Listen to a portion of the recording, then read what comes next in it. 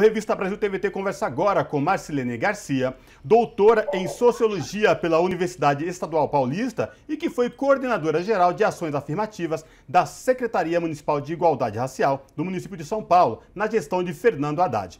Boa noite, professora Marcilene Garcia. Prazer falar com a senhora. Seja muito bem-vinda. Prazer. Boa noite. Olá a todos e todas. Professora, eu queria que a senhora começasse falando para a gente, trazendo um panorama do que foi a lei de cotas e como é que está o panorama dela atualmente no Brasil. Bom, primeiro é muito importante destacar, né, que a lei de cotas, esse é de 12.711 de 2012, ela acontece por conta de tensionamento dos movimentos sociais, especialmente os movimentos negros, mas nós já tínhamos aprovado cotas direcionadas a negros, especialmente desde 2002, no caso da UERJ, mas também da UNEB.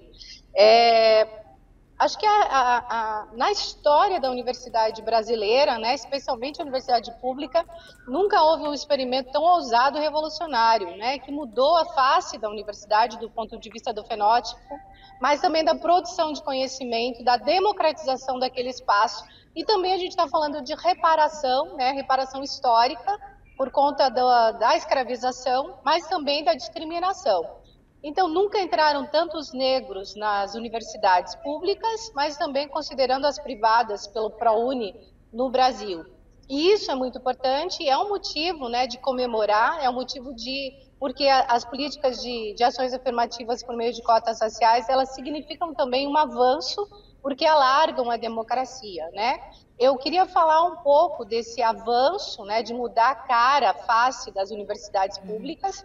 Eu estudei, fui aluna da Federal do Paraná, em Curitiba, e eu era identificada como uma estudante africana, por incrível que pareça, porque havia mais estudantes africanos na instituição do que negros brasileiros, né? Então a gente precisa repensar mesmo o impacto político, social, econômico e altamente revolucionário. Queria destacar os desafios, então, para a gente pensar esses 10 anos desta lei, considerando que as cotas raciais e também para indígenas vão acontecendo já desde 2002, que tem a ver com racismo institucional, sim, nas instituições, tem a ver com a necessidade de que o conceito de ação afirmativa, que é de promover igualdade de oportunidade, seja visto como um conceito alargado, portanto, é preciso que as instituições invistam em avaliação, monitoramento, gerenciamento das políticas, né, das cotas, de ver os impactos reais na permanência e êxito dos estudantes. Considerando, inclusive, né, que no caso dos IFES, eu que sou professora no Instituto Federal da Bahia, nós temos cotas já nos cursos de ensino médio, os cursos técnicos, mas temos no superior no Brasil e nas pós-graduação, e também temos cotas nos concursos públicos em muitos estados e municípios e também um concurso público federal. Então, assim, eu acho que é de dar, assim, a deferência, né, ao movimento negro que tensionou as políticas de cotas, especialmente nas universidades, mas que levou os indígenas conjuntamente, que levou os brancos pobres, né, os oriundos de escola pública, e agora, mais recentemente, nós temos também cotas para quilombolas, temos para pessoas trans e refugiados.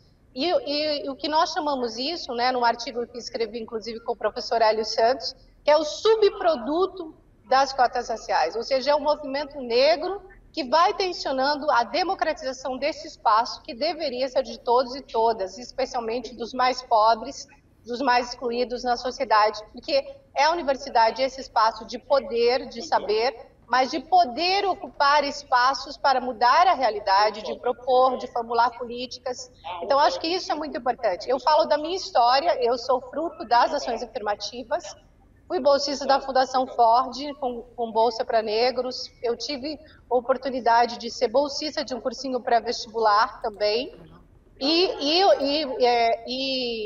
a minha história foi de me preparar também para contribuir com esse país dentro da administração pública, e hoje tenho contribuído, seja em São Paulo, né, quando a gente ajudou a criar a lei de cotas no município de São Paulo, né, que foi uma lei do vereador Reis, mas também de outras ações importantes. Então, nós precisamos cada vez mais ter quadros na administração pública que sejam negros, que sejam mulheres. Nós estamos falando desse espaço que precisa ser absolutamente diverso, porque é necessário.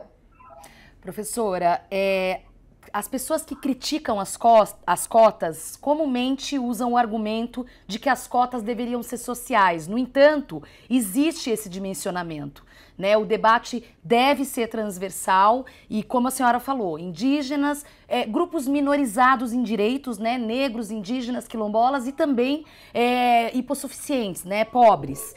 Na sua avaliação, essa crítica dessas pessoas que são contrárias às cotas se dá à desinformação ou ao não reconhecimento de que o Brasil é um país racista? É do não reconhecimento, né? Você toca numa questão chave, fundamental. Esse país ele precisa assumir, né? E precisa reconhecer, né, que é um país racista. A gente pode falar do conceito de racismo sistêmico, estrutural, né, que está muito mais comum de verificar. Então, assim, as chances de vida, né, de inserção no mundo do trabalho, de remuneração, de permanência na educação, todos os indicadores sociais vão demonstrar que a gente vive numa sociedade que tem um conflito racial, né, e do ponto de vista das desigualdades raciais, por exemplo, a chance de uma pessoa negra com o mesmo currículo que uma pessoa branca de assumir um cargo, eu estou falando no setor privado, por vezes chega a 3 vezes, né? Então, reconhecer que existe o racismo, reconhecer que o racismo ele vai operando em todas as estruturas, em todas as instituições, e é preciso sim agir afirmamente. E aí eu queria chamar a atenção, né, para um tema que eu pesquiso nos últimos anos, que é sobre os procedimentos de heteroidentificação, chamadas de bancas de heteroidentificação. Então, a gente tem, sim, uma história importante das cotas raciais nas universidades para pessoas negras, pretas e pardas, mas também, muito recentemente, somente as instituições estão fiscalizando, e eu tenho dados, assim, tanto quantitativos quanto qualitativos, que mostram incidência de fraudes de pessoas que não são negras e que se declaram negras. Então, é importante também refletir sobre a perversidade e a sofisticação do racismo brasileiro. Porque antes houve um momento em que a sociedade era contrária às cotas, sabendo que a nossa universidade se parecia com Suíça, num país que é majoritariamente negros, né? E agora nós temos também, então, essa incidência de fraude, chamar atenção para a importância da fiscalização para o gerenciamento dessas políticas. Nós temos situações, né, assim, eu acho que também para curiosidade, imagino que a população já saiba, de candidatos que se transfiguram, né, que eu chamo de branco transfigurado, que é para ele se parecer negro para burlar. Então a gente está falando de uma sociedade também que, ao não reconhecer a história de injustiça que foi a escravização, ao não reconhecer a discriminação racial que tem o impacto da escravização, mas também da forma da nossa democracia brasileira, que não permite a inclusão de pessoas negras em todos os espaços, especialmente nos espaços de poder e poder político, nós precisamos considerar, sim, que é uma perversidade, né, falta de reconhecimento, mas também eu chamo de um sentimento que tem a ver com o compromisso com a história de injustiça dessa população negra. A gente está falando de questões éticas e morais que vão levando grupos, e a gente está falando especialmente da população branca, que o seu grupo, né, tem com incidência tentado se transfigurar, né, de negro ou somente se autodeclarar para burlar os concursos de altos status, mas também nas universidades, nos cursos de graduação, especialmente aqueles de alto status. Então, chamar a atenção para os desafios das políticas de cotas raciais. Um avanço importante, mas precisamos olhar para trás e, na minha opinião, nós só podemos ampliar as cotas raciais. Então, a análise é de ampliação da política, seja por mais 10 anos, mas pensar também em singularidades e especificidades do que foi esses 10 anos. E as universidades vão ter que garantir transparência para a sociedade. Dizer, em 10 anos nós não fiscalizamos. Então, nós vamos ter que abrir o baú da verdade, e dizer quantos brancos fraudaram as cotas para pessoas negras em 10 anos. E o que é que essas instituições farão? E aí a sugestão é que sejam medidas reparatórias, considerando que as cotas raciais também já são de reparação. Perfeito. Professora Marcelene Garcia, quando da implantação da lei das cotas, efetivamente, nas universidades, tinha um discurso meio que falaciano para esconder o preconceito e a discordância de que a chegada dos negros vindo de escolas públicas e as cotas iria nivelar o nível das instituições, dos cursos por baixo. E aí se viu-se ao longo desses mais de 10 anos que é uma falácia totalmente equivocada, preconceituosa e errônea. Eu queria que a senhora falasse para a gente como é que está essa questão especificamente hoje. É impressionante, né? Porque foi isso mesmo, né? E nós sabemos o quanto os nossos estudantes, eu falo de negros, mas também poderia falar de indígenas, pessoas com deficiência, poderíamos falar de quilombolas, né? Então, aproveitar. A gente tem, né, um índice ou de ciência muito próximo. E eu fiz uma pesquisa do Paraná, então acho que foi a primeira pesquisa que analisou cotas lá, porque eu sou, né, oriunda da universidade, e que mostrou que os cotistas negros eles tinham em 40% dos custos. Então a coisa do ódio racial, a gente tem que falar de diversidade.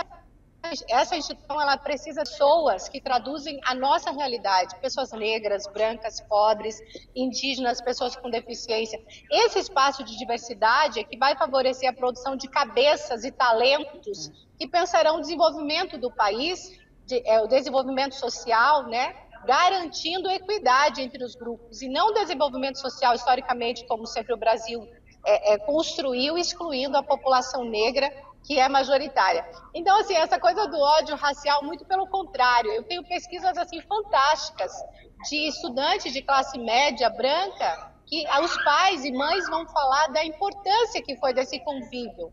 Então, muitas vezes, olha também o ângulo das ações afirmativas, que é esse conceito alargado, que é a oportunidade, inclusive, de pessoas que nunca tiveram professores negros ou colegas negros, de pensar também a sociedade a partir daquele espaço que agora é diverso, como é o IFBA, como é a UFBA, como é a Federal do Paraná, como são as outras instituições, inclusive a USP, né, que avançou também na política, que isso foi muito importante.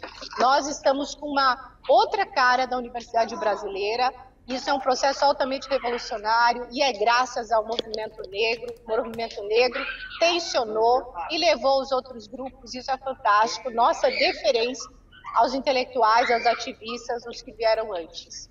Muito bem. Perfeito. Muito obrigada. Quero agradecer a participação da professora Marcilene Garcia, doutora em Sociologia pela Universidade Estadual Paulista, foi coordenadora geral de ações afirmativas da Secretaria Municipal de Igualdade Racial do município de São Paulo na gestão Fernando Haddad, e dizer para você que acompanhou essa entrevista que o movimento Cotas, sim, tá na rua, e para quem tiver mais interesse, dá para buscar no Google, né, professora, para saber mais da importância da política de cotas. Obrigada. Cota sim. Valeu. Abraço, Um abraço, professora.